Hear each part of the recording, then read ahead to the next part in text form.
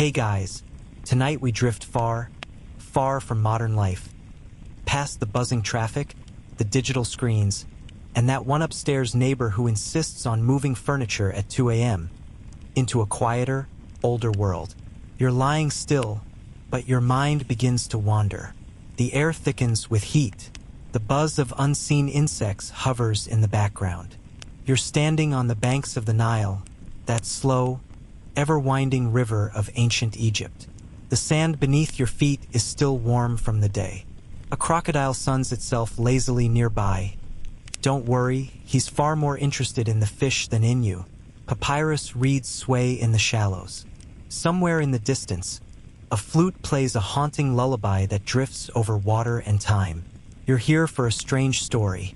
A story so bizarre, so oddly specific, so full of dried animal dung, that it couldn't possibly be made up. Yes, tonight we're diving into the surprisingly resourceful and frankly nose-wrinkling world of ancient Egyptian contraception. And more specifically, how someone at some point looked at a crocodile's leavings and said, "Yep, that'll do." You probably won't survive this historically accurate bedtime tale without shaking your head at least 3 times. Or maybe 4, depending on your tolerance for ancient medicine and unintentional comedy.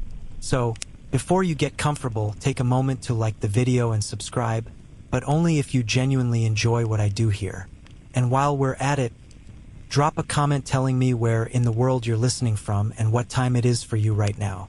Now, dim the lights, maybe turn on a fan for that soft background hum, and let's ease into tonight's journey together. You step onto a stone quay, the moonlight catching the ripples on the river. A papyrus boat floats nearby, tied loosely to a post carved with hieroglyphs. A soft breeze rolls in, stirring your linen tunic. It smells of frankincense, distant campfires, and just a hint of donkey. You're not a tourist here, you're part of the landscape. The guards don't question you. The priests give a slow nod as you pass. You're here for something important. The streets of Thebes are winding and dimly lit by oil lamps. As you meander, you spot a temple scribe hunched over a wax tablet, muttering about revisions. A woman balances a clay pot on her head, her stride effortless. Children chase a cat down an alley, shouting something about stolen bread. It's quieter than you expected, just the soft whisper of sandals on sand. A few minutes later, you arrive at a high wall. A servant opens a wooden gate and motions you inside. You've been invited to observe a nightly ritual. Not religious, not exactly medical, but deeply personal. Inside, the courtyard is shaded by date palms. A woman in her 30s, a noble by the look of her dress, reclines on a woven mat. A young girl, likely a handmaiden, kneels beside her with a small ceramic dish. Inside the dish is a curious substance. Brownish green, slightly crumbly, and yes, definitely pungent. You try not to gag as the mixture is unwrapped from a swath of linen. It's been sun-dried, pounded into something resembling clay, and mixed with honey or possibly acacia gum. The handmaiden handles it like it's perfectly normal. The noblewoman doesn't even flinch. You, on the other hand, are wondering how you're going to sleep tonight knowing what you now know. The paste is prepared. It's inserted with a small ivory tool, gently, without ceremony. You think you're witnessing something rare and extraordinary. In truth, it's just another Tuesday night in 1550 BCE. What's more astonishing is that this method wasn't some outlier or joke. It was written down, copied, and shared. In texts like the Kahin Gynecological Papyrus, dating back nearly 4,000 years, there are instructions for using crocodile dung, along with honey, acacia, natron, and a grab bag of botanicals as a form of birth control. You try to imagine the trial and error process that got them there. Who was the first brave soul to experiment? Who said, "Yes, let's insert something scooped out of a riverbank predator's backside"? What could possibly go wrong? Historians still argue whether these methods had any biological effectiveness or were simply symbolic. Some claim the acacia gum contains lactic acid, which might have had some spermicidal properties.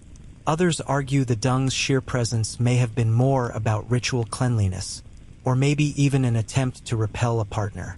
Nothing kills the mood quite like, "Hold on, let me get the crocodile poop."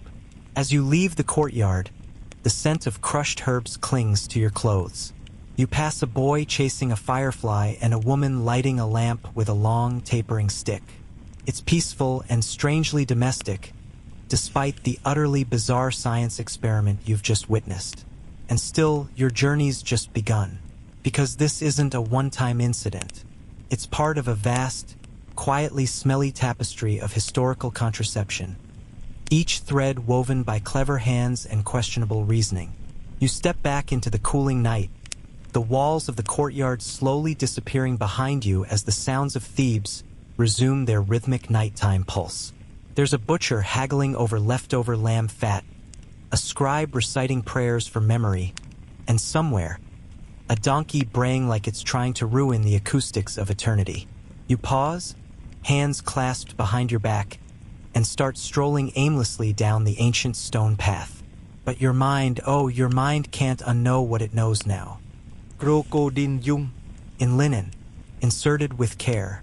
You squint at the sky like the stars might offer some kind of apology. You want answers, or at least some context. How did the Egyptians, so advanced in math, astronomy, and embalming, end up trusting their reproductive future to the digestive remains of a reptile? Maybe you think it wasn't as bonkers as it seems. After all, this was a civilization obsessed with balance, with rituals, with symbolism. If something had the aura of sacred power or looked like it might ward off chaos, it got used. You turn a corner and find yourself near the temple of Thoth, god of wisdom. There's no one around except a statue, illuminated just so, like he's waiting to drop a punchline. You sit on a stone bench nearby, the kind where a priest might lecture a novice or a midwife might rest her feet after delivering twins. You imagine conversations drifting through the centuries. Why crocodile dung? A student might ask. Well, the elder replies with a shrug. The crocodile lives in both water and land, see? It's a guardian, fierce, unstoppable. What better way to keep unwanted spirits or sperm out? That's not sarcasm. That's genuinely how ancient logic often worked. Objects weren't just useful. They were meaningful. Symbolism was science. You weren't inserting poop. You were invoking protection. You were aligning your body with the sacred order of things, just with a slightly earthier scent. Now let's talk about that dung a little more. Sorry, but it's gonna come up a lot. You may as well embrace it like a recurring guest star. Because in ancient Egypt, the body wasn't just a vessel. It was a battlefield, a temple, and a pharmacy all in one. Remedies for everything existed. From bad dreams to indigestion to birth control, nature was both the toolset and the lab. A mainstream historical fact you stumble upon tonight. The Egyptians were among the earliest recorded cultures to document female health in written form. The Kahan Papyrus, circa 1850 BCE, is essentially a gynecology manual. It outlines diagnoses and treatments, including pessaries, those intravaginal devices we still use today, crafted from ingredients like crocodile dung, dates, honey, and sour milk. It wasn't guesswork. It was protocol. You imagine ancient physicians hunched over the reed scrolls, muttering, "Yes, the consistency is off. Add more acacia." Historians still argue whether these recipes were actually effective or purely ritualistic. Some suggest the dung's alkaline nature may have created a hostile environment for sperm. Others argue the recipe was simply meant to plug the canal like a cork. Not exactly romantic, but certainly ambitious. And now, the quirky fringe tidbit you didn't ask for but absolutely deserve. The word pessary actually comes from the Greek pesos, which means oval stone or pebble used in a board game. So yes, at one point in history, the same word applied to something you played with and something you, well, didn't. You lean back against the cool stone wall. A lizard scampers across your foot, indifferent to your inner turmoil. You find yourself wondering about the women who trusted this method. What must it have felt like? Both physically and mentally. Relief, discomfort, a quiet faith in something passed down by mothers and midwives, perhaps even more unsettling. What were the conversations like? Honey, could you pass the crocodile loaf? Not that one, the fresh one. You shudder just a little and move on. As the moon continues its climb, the Nile glows silver in the distance. You hear a group of women laughing softly by a nearby courtyard. They could be talking about anything. The weather, the harvest, or yes, even last week's bad batch of crocodile goo. The comfort of community makes everything more bearable, even ancient contraception. A breeze picks up, carrying the scents of jasmine and smoke. You breathe it in, and then a whiff of something else. Oh, someone nearby is preparing the next batch. You politely choose another route. You head toward the district of artisans, where scribes and sculptors and apothecaries mingle over fermented date beer. Here you meet a healer, an old woman with cracked hands and a basket full of dried herbs and resin. She invites you to sit and offers a story. In my grandmother's time, she says, they used crocodile dung with acacia, not just for babies, for power, for balance, for protection. You put the beast inside to tame the beast outside. You nod solemnly, as if this makes perfect sense. And strangely, it kind of does. You thank her and step back into the night, her voice still echoing like a lullaby composed of sand and secrets. You continue your meander through Thebes, sandals softly brushing the worn path that thousands of feet have smoothed before yours. The stars above will slowly, and the Nile murmurs in the distance, a quiet reminder that time flows here like the water. Relentless, winding, a little muddy. Your thoughts, of course, still swirl around that gritty little ingredient from earlier, crocodile dung. But now you're beginning to understand that it wasn't a crude punchline to ancient medicine. It was part of a whole worldview. You wander into the garden of a small household shrine, a sacred nook where someone once worshipped Tauret, the hippo-headed goddess of childbirth and fertility. Her snout grins down at you from a limestone carving, wide-eyed and fanged, arms outstretched like she's ready to simultaneously offer a hug and punch a demon in the teeth. It's oddly comforting. Tauret wasn't just decoration. She was invoked in childbirth, invoked in sleep, invoked when you really didn't want to get pregnant after the last fiasco. You picture a woman lighting incense, whispering prayers, and gently preparing a pessary as an offering. This wasn't crude desperation. It was a ritual of hope. Mainstream historical fact for this leg of the night: Egypt had midwives. Not a vague, hazy image of women helping women, but a profession with titles and respect. In some documents, midwives were called sehej, meaning something close to the one who causes to live.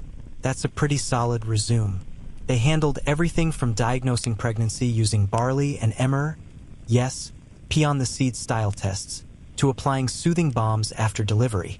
And yes, they administered those early contraceptives, usually in whispered confidence, with a wink and probably a warning about mixing up jars.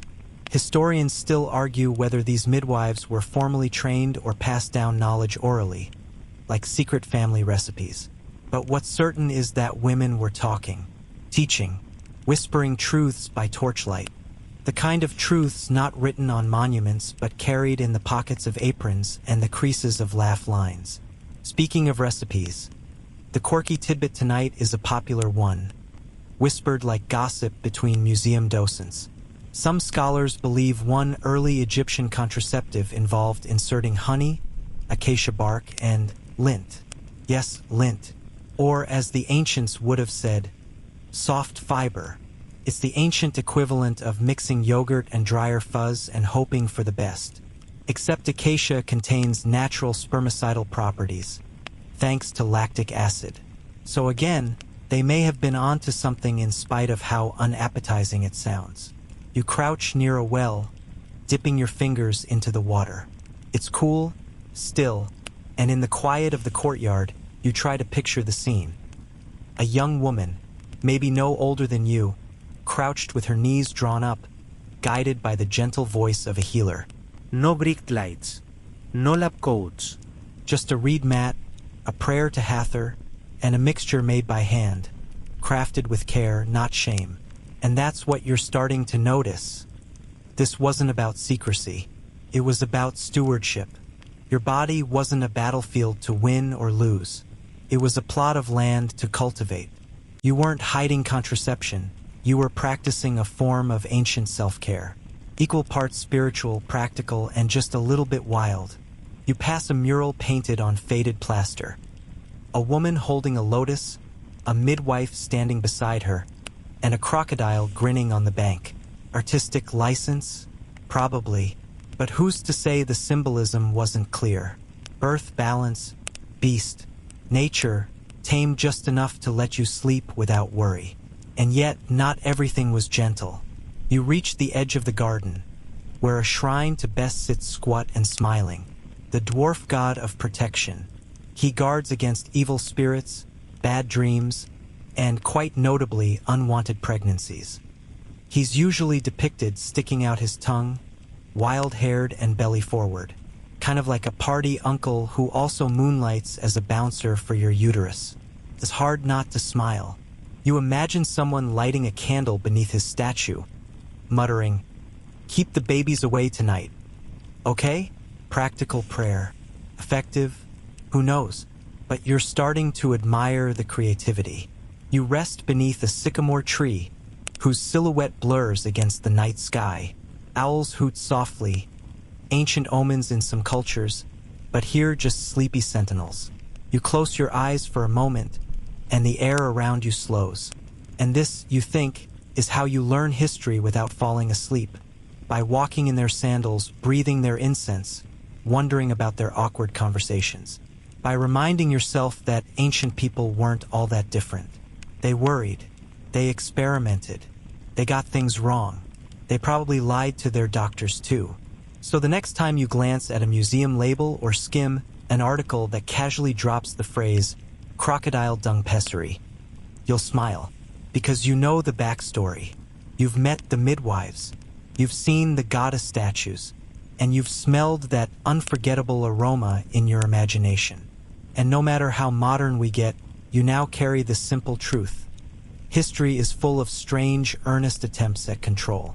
Sometimes messy, often misunderstood, but always deeply, deeply human. The street narrows as you step away from the garden shrine, brushing past a frayed reed curtain fluttering in the desert wind. You're deeper in the workers' district now, where the houses are short, square, and sun-baked, arranged like neatly stacked clay cubes. It's nighttime, but you can still imagine the sounds of children bickering, oil lamps crackling, and someone yelling at a goose that doesn't understand property boundaries. You're walking where the ordinary lived, and where ordinary solutions were crafted for very non-ordinary problems. This section of your nighttime stroll leads you to the gritty real-world laboratory of fertility magic, the kitchens and bedchambers of working-class Egyptians. Here, contraceptive methods weren't theoretical. They were whispered through generations, scrawled in shorthand symbols on the backs of papyri, and probably misused spectacularly by someone's cousin. But hey, at least they were trying. Mainstream historical fact coming at you. Egyptian medical texts like the Kahin Gynecological Papyrus, dating back to around 1800 BCE, contain over 30 sections dedicated to women's reproductive health. That includes diagnosis, remedies for wandering wombs. Yes, they really believed that was a thing. And our bedtime favorite, preventive concoctions meant to block conception. The fact that it exists at all is impressive. And it's written in a calm, matter-of-fact tone, as if treating infertility or preventing it was as routine as fixing a sprained ankle. And here's the kicker. One of those prescriptions was essentially a vaginal suppository made from acacia gum and dates, sometimes blended with honey and inserted using softened papyrus. Sounds sticky, but remarkably, acacia ferments into lactic acid, a natural spermicide, as we mentioned before. So once again, what sounds like folklore may have been more scientifically grounded than expected. Historians still argue whether this knowledge was common among everyday people or restricted to professional healers. Were women in the villages confidently mixing up acacia cocktails between laundry loads? Or was this the domain of scribes and elite medical practitioners, trickling down slowly like molasses in the sun? The truth, as always, is likely both. Now, the quirky tidbit you didn't ask for, but can't unknow. In some places, powdered crocodile dung wasn't just used for contraception. It was mixed with natron, essentially ancient baking soda, and used as a facial treatment. That's right, a dung mask. If someone tells you ancient beauty standards weren't hardcore, tell them about the woman who slathered her cheeks in reptile poop and said, "I feel radiant." You duck under a low arch and find yourself in what might have been a tiny apothecary, nestled between homes. The walls are blackened from smoke, and in the dusty corners are the remnants of crushed herbs, faded amphora labels, and a mortar worn smooth. You can almost smell the tang of fermented fig and the earthy sharpness of dried marjoram. Here, women might have come with a coin in one hand and a question in the other. What do I use if I don't want another baby this spring? And the answer might have been handed to them in a cloth pouch, tied with a whisper and a warning. It wasn't foolproof, of course. None of it was. There was no Egyptian version of the pill, no latex condoms, no hormone patches. There were no double-blind studies. Just hope, instinct, and sometimes prayer. But to those living it, it was enough. Enough to try. Enough to take back a little bit of control. And let's talk about the role of magic in all this. Because you're starting to notice there was always a spell lurking behind the science. A chant muttered under the breath. A protective amulet sewn into the hem of a nightdress. Egyptians didn't split medicine and mysticism the way modern minds do. To them, the two were entwined like reeds in the Nile. Crocodile dung might be smeared with intent, but the gods were still invited to help it work. You find an amulet on a wooden shelf, caked in dust but still recognizable as a faience eye of Horus. It was probably worn as protection or tucked beneath a mattress. Against evil spirits, against illness, against that one time the condom broke and you panicked at dawn. You sit cross-legged on the floor, the cool stone pressing against your thighs, and wonder what it felt like to live in this world. No Google. No WebMD spiral at 2 a.m. Just a cluster of women, some dirt, some knowledge, and a brave decision to try something that smelled awful but might just change everything. Imagine it. Lying back on a straw mat, staring at a ceiling woven from reeds, waiting for the herbs or the paste or the potion to work, wondering, doubting, hoping, and then waking the next day with no idea whether it worked or not. But at least knowing you did something. That's what sticks with you. Not the absurdity of the ingredients, not the lack of lab trials, but the feeling, the intention, the agency.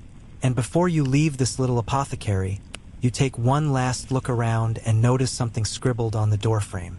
Not hieroglyphs, just the faded outline of a palm pressed into the clay long ago. A reminder that someone else stood here too. Maybe worried, maybe bold, maybe just tired of raising her 8th child. You pass back through the alley, the stars still unblinking above. You've now smelled the herbs. You've glimpsed the jars. You've seen how these ancient people made do, without shame, without hesitation, and often without a decent soap to wash up after. And if someone ever tells you ancient medicine was all nonsense, you can politely suggest they research lactic acid, and maybe try smearing some crocodile dung on their face for the full effect. You move past the dark alley and turn a corner, where a flickering torch reveals the low sandstone walls of what might have been a midwife's home.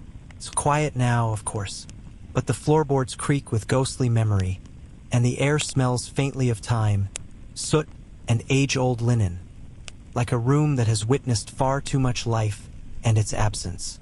This right here is where things got practical. Contraception wasn't just a myth or a magic trick. It was a tool in the hands of women navigating daily survival. So while crocodile dung and acacia might grab the headlines, what we don't talk about enough are the applicators. Yes, applicators. Ancient Egypt had its own brand of brace yourself, pre-modern tampon-like devices. Not for comfort, not for leisure, for birth control. Here's your mainstream historical fact. The Kahan Papyrus and other medical texts describe contraceptive plugs or pessaries inserted into the vagina, often made from softened papyrus soaked in honey, acacia, or various pastes. Think of them as the ancient prototype of the modern diaphragm, minus the branding and the plastic packaging. Papyrus was cheap, flexible, and absorbent, basically the Swiss Army knife of the Nile. Now imagine being the woman preparing one. You're in a cramped room, maybe after the kids have gone to sleep. You soften strips of papyrus in warm water, crush acacia pods into a gummy paste, mix it with a little honey for viscosity, and then, well, you apply it with whatever dignity you can muster, probably while rolling your eyes at the sheer absurdity of the process. Or maybe not. Maybe it felt empowering, like you had a say in your own life, even just a small one. Historians still argue whether these preparations were done solo or under supervision. Was it a private ritual, or something guided by older women in the family, passed down like heirloom recipes? Maybe your grandmother handed you the pestle with a knowing look and said, "Don't let the priest catch you with this."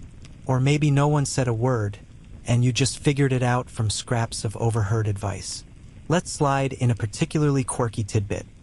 Some records suggest that linen soaked in sour milk and crocodile dung might have been used not just internally, but as an external ointment applied before sex. It's unclear whether this was meant to act as a physical barrier or as some sort of ritual repellent. Either way, talk about mood lighting. If the smell didn't stop the evening cold, the texture surely did. Ancient romance, less candlelight, more compost. And as you sit in this imagined midwife's home, surrounded by clay bowls and bundled herbs, you realize something beautiful and strange. Contraception wasn't just about biology. It was about improvisation, creativity, desperation sometimes. Women took what they had: plants, mud, tree resin, prayers, and tried to wrestle fate into obedience. You touch the edge of a low table and imagine a young wife sitting there centuries ago, asking questions in hushed tones. How long does it last? Will the gods punish me? What if he finds out? The midwife shrugs, pours a little more oil into a shallow bowl, and mutters something like, "You want a guarantee, join a temple." Outside, the moon drips silver over the streets, and a desert breeze rustles the worn tapestries hanging like ghost skins from the windows. You wander further, your fingers trailing along plaster walls etched with protective symbols. And you can't help but admire the defiance hidden in all of it. The quiet, sticky, fermented defiance. Because in a world that demanded fertility as proof of your value, these ancient contraceptive methods were small acts of rebellion. A handful of dung, a strip of cloth, a mash of dates and resin. It doesn't sound like much, but it was everything. And for all the modern tools and glossy clinics we have now, you start to feel a strange respect for these crumbling recipes, these chalky texts, these whispered warnings. It was DIY biology long before TikTok hacks. It was medicine in the hands of women who had no reason to trust the system, and so built their own. Now here's something most people don't realize. These contraceptive methods weren't just tolerated. They were sometimes recommended by male healers and priests.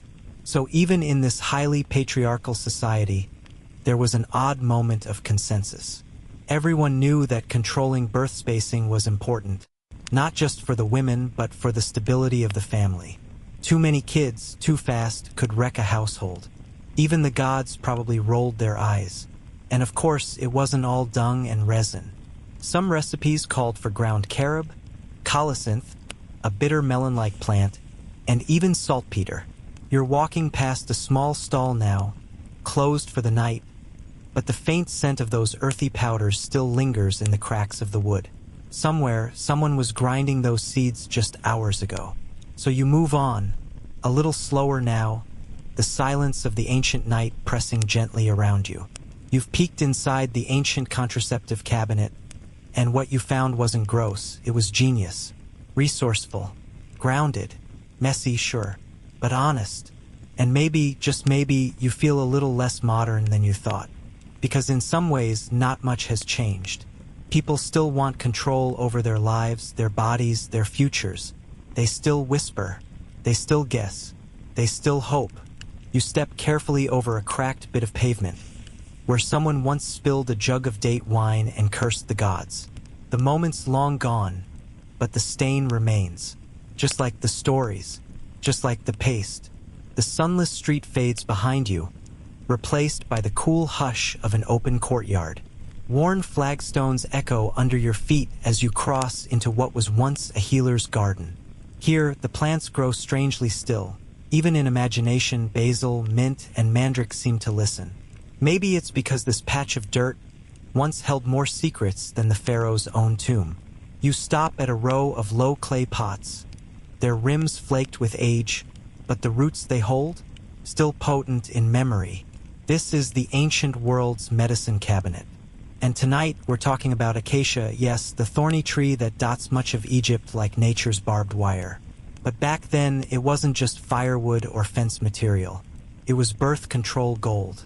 Mainstream historical fact: acacia gum ferments into lactic acid when crushed and exposed to moisture. Yep, the same kind of lactic acid found in modern spermicide. So these women didn't just guess and hope. Somewhere along the dusty trail of oral tradition and midwife experimentation, they hit upon something that actually worked. Now imagine, you're kneeling in the garden with a mortar and pestle, grinding acacia pods while the morning sun slants through reeds overhead. You add a bit of honey, nature's most sacred antiseptic, and mash the mixture into a sticky, resinous paste. That paste, when applied with linen or soaked into papyrus, becomes one of the most ingenious contraceptives the ancient world ever whispered about. Historians still argue whether acacia was seen as sacred, medicinal, or both. Was it chosen for chemistry or for symbolism? Some texts describe it as a divine tree associated with rebirth, which is kind of ironic for something meant to prevent it. But in Egypt, contradiction was more a fashion statement than a problem. Here's your quirky tidbit for the night. Acacia wasn't only used for contraception, it was also used to embalm the dead. Yes, that's right. The same plant that may have helped avoid pregnancy also helped preserve Aunt Tia for eternity. Which makes you wonder, did they ever mix up the jars? You pause beside a rusted tool, maybe a forgotten pestle or a shard of painted pottery. One side of it shows a crude outline of a woman kneeling, grinding, stirring, working. You can't help but wonder how many midwives became accidental chemists. No fancy lab coats. Just trial, error, and a deep desire not to have a fifth baby in 6 years. The more you walk, the more you realize none of this knowledge came easily. It came from watching, listening, maybe even tragic failure. And though no ancient Egyptian would have said empirical science, their instincts were shockingly sharp. They tested, they adjusted, they remembered. You brush against a bush of bitter fig, growing sideways like a sleepwalker, and catch its scent. Sharp, earthy, and oddly familiar. It reminds you of modern skincare stores, the kind where everything's in frosted glass and costs a small fortune. Funny how the plants that once bloomed beside clay huts are now filtered through influencers and flat lays. But in the days of pharaohs, it wasn't about luxury, it was survival. You couldn't just see someone about it. There were no clinics. No prescriptions. Just this, whatever you could find growing within walking distance. Which brings us to the debate. Did these garden-based contraceptives actually work consistently? Or were they more like ancient placebo with belief doing half the job? Scholars still argue whether the biochemical properties of these plants could have been reliably absorbed or activated the way they were used. Was it enough paste? Was the application method even effective? Or did women just double down with multiple remedies and hope something stuck? Literally? But here's what we know. These preparations didn't vanish. They were passed down, modified, survived dynasties, which tells you something. Even if the science wasn't perfect, The intent was powerful enough to keep the ritual alive. And speaking of ritual, you glance toward a carved stone basin tucked in the corner of the courtyard. It's blackened from years of fires. Women may have knelt there to steam herbs, an early form of what you might now call a vaginal steam. Don't laugh too hard. Those spa treatments had their ancestors right here, in soot-streaked stone. And back then, no cucumber water in sight. Some records hint at chants being whispered during preparation. Was it superstition? Or did words help anchor the nerves, settle the breath? Maybe you say the same lines your mother did. Keep me safe. Keep me clean. Keep his seed from taking root. And maybe that chant is more effective than anything in the bowl. The idea of using a plant to rewrite your future feels oddly modern, even now. But these women didn't wait for permission or peer-reviewed studies. They got to work. Acacia was only the beginning. As you move through the far gate of the garden, the wind picks up slightly, rattling dry stalks and casting shadows that look almost like figures kneeling beside you. Women from across time, whispering their recipes, handing you invisible tools. Not loud, not dramatic, just steady, resourceful presences in the half-dark. You take one more look at the garden, memorizing the layout like a secret map. Every plant was placed with purpose. Every mixture held meaning. Every choice, however messy or uncertain, was a quiet kind of bravery. And as you leave, you feel something stick to your shoe. It's a piece of broken pottery with a tiny groove in it, maybe once used to crush pods. It's useless now, of course, but somehow it still hums with the memory of hands that didn't ask for permission, only results. You follow the sandy path out of the garden and into a dim corridor, walls etched with painted instructions and symbols that, if you squint hard enough, might just be ancient versions of how-to guides. There's a woman drawn there in profile, holding something small and brown in one hand. You already know what it is, don't you? Tonight, you arrive at the infamous centerpiece of ancient Egyptian contraception, crocodile dung. Yeah, that's not a metaphor. Historians agree that some ancient Egyptian women actually used dried crocodile feces as part of their birth control method. It's documented in the Kahin Gynecological Papyrus, a medical text that dates back to around 1850 BCE. The recipe? Combine dried dung with honey and a bit of sodium carbonate. Then insert the mixture into the body using softened linen as a pessary, like an ancient tampon/safety device. You pause and exhale. Yes, you heard that right. The answer to unplanned parenthood was, quite literally, reptile poop. You'd think this would be the part where things get gross. But strangely, no. It's quiet in here. There's a kind of bizarre reverence in the room. A small bowl rests on a pedestal beneath the mural. And though it's empty now, your imagination fills in the rest. You picture the women who stood over it, mixing this gritty paste by hand, hoping it would keep their bodies their own. And weirdly enough, there might have been logic to it. Here's your mainstream historical fact. Crocodile dung is alkaline. And modern studies suggest that an alkaline environment is not ideal for sperm survival. So, in a twisted twist of nature, it might have had some limited effectiveness, not exactly FDA approved, but not entirely foolish either. You move closer to the wall and run your fingers along the etched crocodile. His eyes are cartoonishly large, his tail curled as if frozen mid-flick. Why him? Why this animal? Historians still argue whether the crocodile's inclusion was symbolic, medicinal, or both. Maybe its association with raw power, the Nile, and divine protection made its bodily leftovers seem like an offering. Or maybe it was just readily available. You stifle a chuckle. Imagine the conversation. Sweetheart, could you go fetch some dung from the riverbank before dinner? Romantic. But the more you think about it, the less funny it becomes. You start to see the courage behind that decision. These women didn't do this for fun. They did it because their options were either a life of endless childbirth or rolling the dice with something horrifying yet hopeful. It wasn't a joke. It was survival. Here's your fringe tidbit. In some temples, crocodiles were actually kept as sacred animals. They lived in pools, pampered and perfumed, and some were even mummified when they died.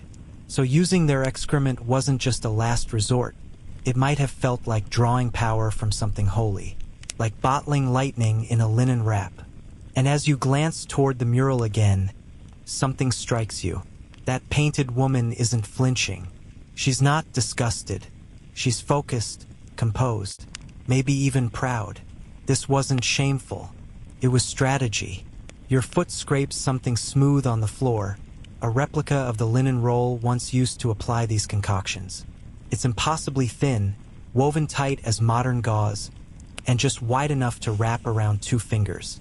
Someone made this, not in a factory, but in a hut with no lights, using a spindle, prayer, and maybe a bit of muscle memory.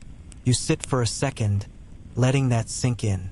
They had no thermometers, no cycle trackers, no plan B. Just crocodile dung and a firm belief that knowledge passed through hands was better than luck passed through fate. But did it really work? That's the lingering debate. Scholars are divided. Some argue that the mixture's texture and chemical properties may have formed a physical barrier and altered pH levels enough to reduce sperm motility. Others believe it could have caused infection, inflammation, or worse. Effective is a relative term when the alternative is a dozen pregnancies and a 35-year life expectancy. Still, the practice lasted centuries. You don't keep doing something for hundreds of years if it's completely useless. Or maybe you do, hello, homeopathy, but even that's based on hope, not absurdity. There's a fine line between medicine and magic. The ancients just weren't afraid to walk it. You rise again and follow a faint trail of hieroglyphics toward another chamber. The air shifts, the scent changes, still dusty, but sharper, tinged with something metallic and bitter. The floor is scattered with bits of broken pottery, maybe old mixing bowls. You try to imagine the moment before the application. The quiet, the breath holding, the fear, the hope. And just as you turn, there's a small, painted sign beside the doorway. You lean in. It's a symbol of a woman and a crocodile standing side by side, halos of reeds around them both. You don't know exactly what it means, but you know it wasn't painted by accident. You realize now that this whole thing, this method, this myth, this moment is less about the dung and more about the decision. The decision to do something, anything, to carve a little space between you and your fate. So maybe it wasn't the paste that gave them power. Maybe it was the act of making it. You step carefully into the adjoining chamber, the walls tapering inward as if inviting secrets to settle in its folds. This room is darker, cooler, the ceiling lower and cracked. You run your fingers along one of the murals. This one is different. There's no crocodile here. Instead, the figures are huddled together, passing something from hand to hand. Tiny jars, a basket, a single leaf. It's not always about the headline X. Not every form of ancient contraception involved something as dramatic as crocodile dung. Tonight, you learn that ancient Egyptian birth control was a surprisingly broad field. A basket of bizarre but sometimes oddly clever attempts to outsmart biology. You blink slowly, and one of the jars in the painting seems to shimmer into focus. It's a little flask labeled with symbols that, according to the accompanying text, once held honey and acacia. Mainstream historical fact time. Acacia, especially when fermented, produces lactic acid. Lactic acid has mild spermicidal properties. Modern science backs this one up. It's not just a coincidence. Acacia wasn't random. It was smart. Imagine, thousands of years ago, a woman kneels in the corner of her mud brick home, grinding acacia thorns with a pestle, humming softly.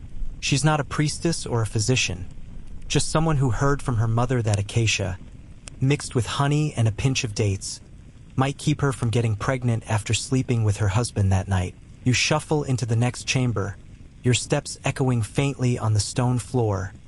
Lighter now, like even the architecture knows you're reaching the end. But don't let the soft lighting and polished marble lull you just yet. This room is deceptive. On its surface, it's all refinement. Tasteful museum plaques, carefully lit vitrines. But the contents? A greatest hits parade of ancient awkwardness.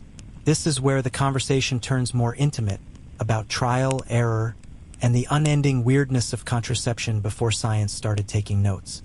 At the center of the room is a circle of mannequins, yes, mannequins, each dressed in the style of their time and culture, each holding, wearing, or displaying one of history's many inventive methods of not making a baby. You pause at the first. A Roman woman in a tunica, calmly inserting a wool-wrapped mixture of dried dates, acacia, and, yep, our old friend, honey. It's not quite art, not quite science, but impressively DIY. Historians still argue whether the goal was chemical effectiveness or just mechanical blockage. Either way, it's hard not to salute the ingenuity. Beside her, a Greek midwife figure cradles a thin bronze rod. You squint at the description and flinch a little.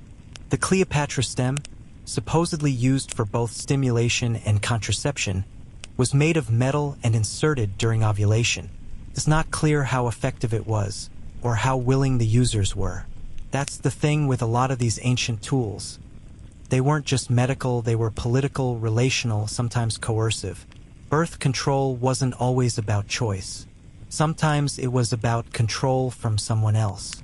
The next mannequin wears a belt of charms and herbs. She's Babylonian, wrapped in linen, and smells faintly of frankincense and bad decisions. Her pouch contains juniper berries, myrrh, and the ashes of a dove. The theory: fragrant vapors discourage conception. You breathe intentatively. Smells like bad potpourri and misplaced optimism. Moving on, you encounter an artifact labeled simply Persian pepper paste. The description boasts a blend of crushed pepper, animal fat, and ashes applied directly to the cervix. You blink, you wince, you move on. And there, tucked toward the back like an ancient afterthought, is a Chinese manuscript that advises placing mercury-soaked silk into the womb. Yes, mercury. That same element your modern self wouldn't touch without gloves was once considered medicinal, even purifying. Scholars today still puzzle over this one. Was it symbolic? A misunderstood detox? Or did they just not yet understand how much poison is too much? These methods seem surreal until you consider their unifying theme: the desperate creativity of people who simply didn't want more children, or who couldn't afford them. It's easy to scoff at dung and mercury from the safety of your prescribed pill pack, but these solutions were acts of resilience. When survival meant spacing out births or avoiding them altogether, people reached for whatever they could. Even if it burned, even if it stank, even if it meant squatting in the reeds whispering to river gods. On a lighter note, and yes, we're due for a lighter note, you pass a small side case labeled Fails, Folklore, and Flat-Out Fiction. It's full of contraceptive myths that, while hilarious now, were taken very seriously once. Like the belief that sneezing immediately after sex could prevent pregnancy, or that tying a weasel's testicle around your ankle would confuse the womb. There's even an illustration of a woman leaping backwards over a fire while chanting fertility-inverting verses. You try not to imagine the logistics of that one. One clay tablet reads, "To repel the seed, eat raw fish before the sun crosses the god's eye." Scholars can't agree if this was dietary advice or just a metaphor that got weirdly literal. Either way, sushi never felt so tactical. A Roman text displayed beneath a glass panel warns against sleeping with one's head facing west if you wish to remain barren. And next to it, an Egyptian charm inscribed with, "Let the seed slide off like water from papyrus." Catchy. You wonder if that one was chanted or simply worn as a pendant. A fringe tidbit nestled at the bottom of a scroll describes a Nubian practice of applying clay, soaked in tamarind, to cool the womb. Cooling, in ancient terms, often meant dampening fertility. Modern scientists have found tamarind does have slight antimicrobial effects, but not enough to justify putting it there. But hey, you have to appreciate the ambition. And then there's this oddball. In one obscure Syrian manuscript, a remedy is described involving chicken feathers, moonlight, and the third breath of a sleeping cat. Whether it was metaphor or madness, no one really knows. But somewhere, centuries ago, someone probably tried it. You reach the last mannequin in the circle. She's dressed in the modest wrap of a medieval herbalist, clutching a small leather-bound book and a bundle of dried rue. Her face is serene, but the intensity in her painted eyes suggests she knew exactly what she was doing. Rue, historians agree, was commonly used to stimulate menstruation, sometimes to prevent conception, sometimes more grimly. You get the sense this wasn't about mysticism, it was about necessity passed hand to hand in whispers. As you step back from the mannequin circle, you realize the whole display isn't just a gallery of methods. It's a shrine to experimentation, some of it misguided, some of it dangerous, but all of it tethered to the same idea, that people, especially women, have always searched for autonomy over their bodies. The room is quiet now. You can hear your own breath. You think about all the stories that weren't written down, all the trial and error hidden in domestic spaces, coded in recipe books, or spoken in careful euphemism across kitchen tables and reed beds. That silence hums louder than any museum label, and it follows you as you step toward the corridor again. You glance once more at the weasel amulet. Maybe it was a joke. Maybe it wasn't. Either way, you hope someone out there long ago got to laugh about it too. You keep walking. The air shifts, subtly heavier now, like the past itself is exhaling. The stone walls give way to something warmer. Painted plaster in faded ochres and sun-bleached blue. Murals rise to meet you, not quite frescoes, not quite graffiti, somewhere in between. This is the chamber of scrolls and stories, and it smells faintly of linen, old ink, and a hint of something herbaceous. Maybe ancient aloe, maybe mold. Could go either way. Here, it's less about tools and more about tales. The oral histories, the little secrets wrapped in metaphors, passed from grandmother to granddaughter like a recipe for soup that also might prevent a baby. You follow the mural line, a continuous story painted along the wall, like a prehistoric comic strip. Only this one doesn't feature superheroes, just midwives with excellent posture and suspiciously large satchels. The first panel shows a woman, wide-eyed, brows knit, kneeling before a scribe, not a physician. That's key. In ancient Egypt, much of the medical knowledge flowed through priesthoods and scribal schools, not clinics. You trace your finger under the image of a papyrus scroll being exchanged like a talisman. Historians still argue whether women were officially allowed into these circles or simply absorbed wisdom from the sidelines. Either way, the knowledge found them. Just beside it is a depiction of a domestic scene. A woman crouched beside a low fire, stirring a thick, bubbling paste with a pestle. An adolescent watches nearby, pretending to be interested in the firewood but clearly eavesdropping. The woman whispers into the steam. You lean closer, and the hieroglyphs translate, roughly, to, "Let this hold the womb shut as the river holds back fish." Poetic. Also marginally effective, if you believe acacia resin's slight spermicidal qualities were enough. Spoiler, it wasn't consistent, but the beauty of this mural is in the undercurrents. Each frame pairs myth with medicine, hinting at the idea that ancient people didn't necessarily separate science from story. One scene shows a crocodile lounging beside a basket of herbs, and a woman kneeling in thanks. You already know this one. The myth says the goddess Tauret, protector of women in childbirth, often appeared with crocodilian features. Some believe the dung concoctions were part practical, part religious, meant to invoke her power and, let's face it, keep things from going where they weren't invited. Further along, you find something stranger.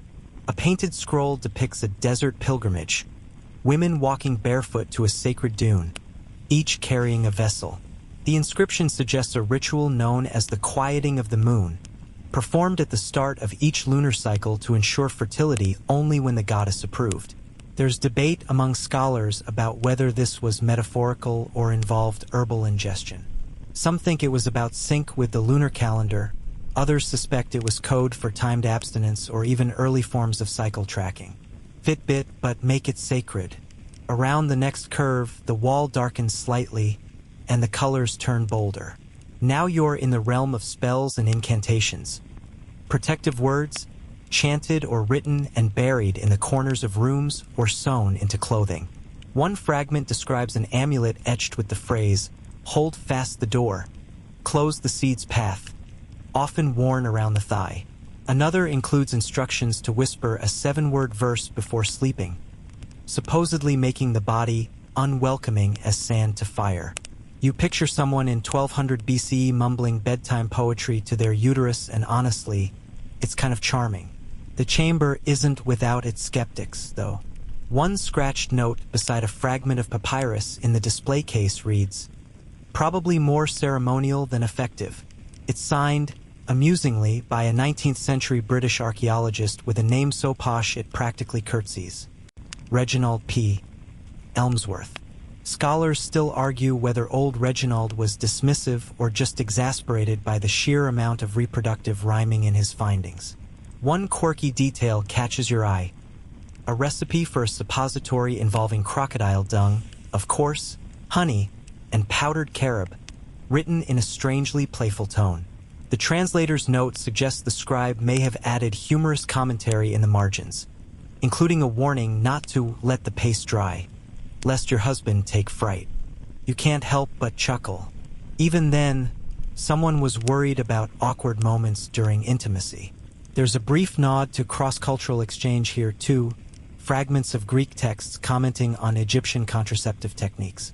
One Hippocratic treatise, scrawled in careful red ink, wonders aloud whether Egyptians used so many pessaries because they preferred medicine to restraint. It's a bit judgy, but also revealing. Ideas about contraception traveled, traded, and evolved.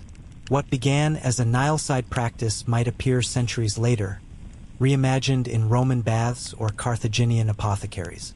The chamber ends with a peculiar fresco that has no accompanying text, just a group of women sitting together under a palm tree, laughing.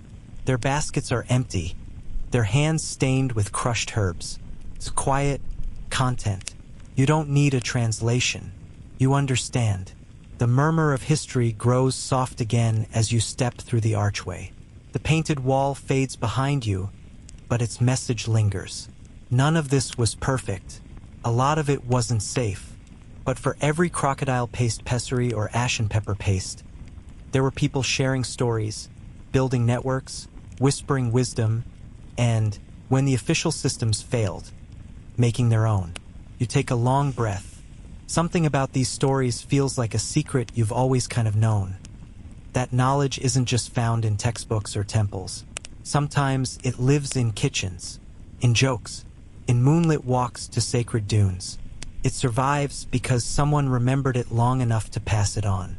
You move forward into a narrower hall now, one that feels like it's rarely visited, as though the dust here has settled into a quiet kind of peace. The walls are less ornate, the stones more worn. A single oil lamp flickers beside you, casting long, dancing shadows on the walls. This part of your journey is about legacy, what the ancient Egyptians passed on, and how those odd little contraceptive rituals somehow, against all odds, wormed their way into the future. You probably haven't considered this before, but the trail from crocodile dung to, say, latex is surprisingly linear. It's less of a leap and more of a slow shuffle. Like history itself needed time to figure things out. Ancient Egyptians weren't just dabbling in herbal guesses. They were laying down the blueprint for generations of trial, error, and occasionally flaming disaster. The lamplight glints off a cabinet now, where several papyrus replicas lie protected under glass. You squint. One of them, dated around 1850 BCE, contains a prescription not just for contraception, but for family planning. Yes, they actually recorded how long to wait between children for the mother's strength to return. It's a kind of proto-child spacing, and it shows a rudimentary grasp of maternal health. Historians still argue whether this knowledge came from female healers, male scribes, or a mix of both, but the sentiment echoes across millennia. Slow down, give your body time. Across the room is a carved wooden box, unassuming but significant. Inside are tiny ivory tools that look suspiciously like dilators or applicators. Some archaeologists claim they're simply cosmetic instruments for applying eyeliner or perfume. Others suggest a more internal purpose. Either way, you realize the Egyptians were as skilled at crafting mystery as they were at engineering pyramids. In one corner sits a tapestry, faded reds and browns stitched in careful rows. At first glance, it looks like abstract patterns, but the longer you stare, the more it resolves into a timeline. Images stitched in succession. A woman gathering herbs, a crocodile basking in reeds, a scroll unfurling, a child born beneath a protective star. This is storytelling in thread. Fringe historians even argue that textile traditions preserved more medical knowledge than formal archives, especially among women who weren't always allowed into the scholarly fold. Hidden knowledge woven into blankets. Honestly, that feels both cozy and revolutionary. And here comes your favorite part, the mistakes. Because history, for all its glory, is often a series of spectacular flubs. One display details an experiment by a Roman physician who, inspired by Egyptian scrolls, attempted to improve upon the crocodile dung formula by replacing the dung with crushed lead. Yes, lead. Because why not, right? Mercury was already taken. Spoiler, it didn't work. But it did show how knowledge mutated across borders, sometimes improved, sometimes less so. Nearby, a more promising story. Midwives in Byzantine Egypt adapting ancient Egyptian recipes with newly available spices like cinnamon and cardamom. They still made pessaries, but with different ingredients, blending what was left of old rituals with fresher imports. Think of it like ancient fusion cuisine, except instead of impressing food critics, it helped prevent pregnancy. You stop at a long bench, finally a chance to rest. The stone is cool under you, grounding. On the wall above is a mural, not of people this time, but of plants. Acacia, willow, blue lotus, myrrh, all drawn with loving precision, labeled in faded demotic script. A quiet reminder that even the most bizarre medical treatments often began with a good faith belief in the power of nature. Sure, mixing it with reptile feces might have taken things a bit far, but you get the sense they were doing their best with what they had. And that maybe we're not so different. There's a plaque beside the mural now, and it quotes a line from a letter written in Greek, probably around the 2nd century BCE. It says, "She will be safe if she drinks what I've written here, and if she prays to the Mother of Gods." There's a blend of prescription and plea.